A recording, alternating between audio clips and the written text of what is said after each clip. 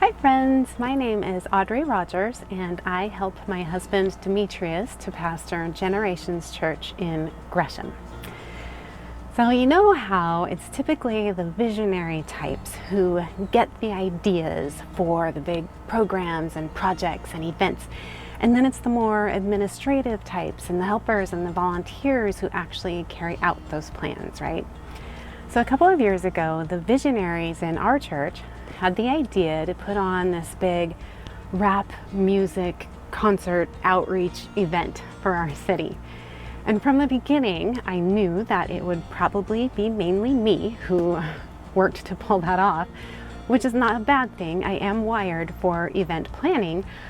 I just didn't really want to do it. I mean, I can stand rap in small amounts, but I know nothing about the music industry. I've never planned a concert before. I just felt completely like a fish out of water with this event.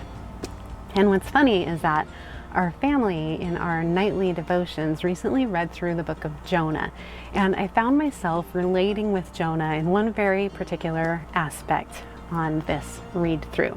So you all know the story of Jonah, right? He's on the ship headed toward Tarshish, basically running away from God's call, and God sends this terrible storm to stop Jonah from running away. And the storm gets so bad that the sailors decide to cast lots on the passengers to try and figure out whose fault is this storm. And the lot falls to Jonah. So we read in chapter 1 that then the sailors said to him, "What shall we do to you that the sea may quiet down for us?" For the sea grew more and more tempestuous. And he said to them, "Pick me up and hurl me into the sea. Then the sea will quiet down for you. For I know it is because of me that this great tempest has come upon you." So here's the detail that stood out to me this time. Jonah didn't say, "Well, I'll just jump overboard and you'll be fine." He didn't want to jump overboard. We don't know why. Maybe he was scared. Maybe he couldn't swim. Maybe his body was stronger in the moment than his mind. I mean, I get that all the time. My mind says, "Do not eat that cheese. You will regret it for days." And my body says, "But I must eat it." So Jonah told the sailors, "Look, you got to throw me over. I'm not strong enough to do it myself." Sometimes our mind and our spirit knows what needs to be done. We know what God's calling us to do, but we run up against our body or our will or the lies of the enemy, right? Maybe we feel like we don't have the energy or the strength, the courage or the skills to do it, or maybe we just stubbornly don't want to do it. So you know what Jonah did? In that moment, he looked to the guy standing next to him and said, "Help me do what I can't seem to motivate myself to do. Throw me over, boys." And in verse 15, so they picked up Jonah and hurled him into the sea. You all know that ministry life is just rough sometimes. I mean, life is rough sometimes. So I got to a point a few weeks ago in planning this event where I was so overwhelmed with everything that still needed to be done, and I didn't have enough people, and I just felt stuck.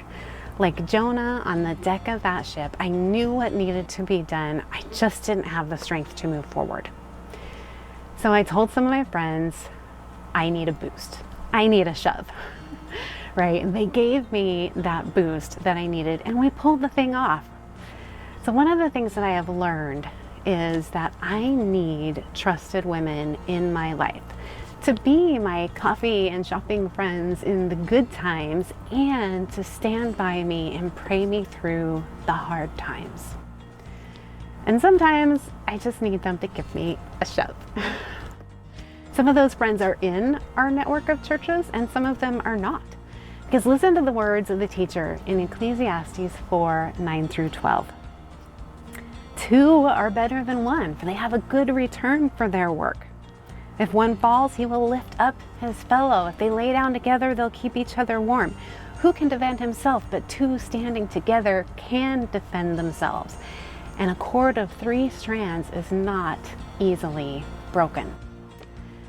Many times we have to rely on the strength of others to help us do what God is calling us to do.